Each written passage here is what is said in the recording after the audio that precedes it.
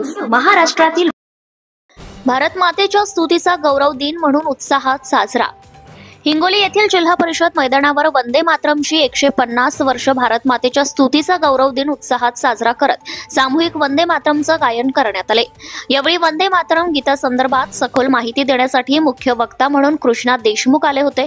या प्रसंगी जिल्हाधिकारी राहुल गुप्ता, क्रीडा अधिकारी आत्माराम बोथीकर, महावितरणचे अधीक्षक अभियंता राजेश सिंग चव्हाण, प्राध्यापक साहू सर गजानन ठाकूर, योजना शिक्षण अधिकारी संदीप सोनटक्के, जिल्हा व्यवसाय शिक्षण प्रशिक्षणचे अधिकारी विप्र रांगणे, मुख्याध्यापक प्राचार्य RV बोथीकर आदींची प्रमुख उपस्थिती होती। यावेळी जिल्हा परिषदेच्या मैदानावर अनेक शाळेच्या विद्यार्थ्यांनी मोठ्या संख्येने उपस्थिती लावली होती। 9:50 सामूहिक वंदे मातरम गीत सादर करण्यात आले होते। आज वंदे भारत ह्या गीताचे 150 पूर्ण झाले। त्या अनुषंगाने आपण जे आहे ते 5 ठिकाणी प्रत्येक तालुक्यामध्ये त्याचं आयोजन केलेलं होतं, त्याचं साजरा केलेला होता।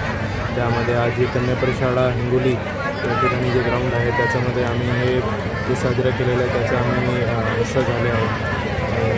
खूप अभिनंदनाची गोष्ट आहे की आज 150 वर्ष जे आहे ते याच्यावर झालेले आहे। त्याच्याबद्दल मी सर्वांच्या या ठिकाणी अभिनंदन करतो। सर, आज किती शाळेच्या विद्यार्थ्यांनी सहभाग नोंदवला होता? आज जवळपास आम्ही प्रत्येक शाळामध्ये 2-2 हजारची नमूद केलेली आहे, परंतु आज या ठिकाणी जे आहे ते जवळपास 1000 विद्यार्थी जे आहे ते आलेले आहेत। आणि असंच होतं की प्रत्येक तालुका स्तरावर जे आहे ते प्रत्येक जी स्कूल्स आहेत त्याच्यामधून जे आहे ते विद्यार्थ्यांना यायला पाहिजे आणि ते आज सर्व या ठिकाणी आलेले आहेत। प्रत्येक शाळेमध्ये एक 0 पिरियड असतो, 0 पिरियडमध्ये ते गीत गायन असतो।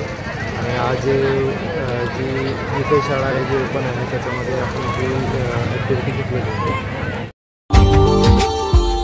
Subscribe now and press the bell icon. Never miss an update.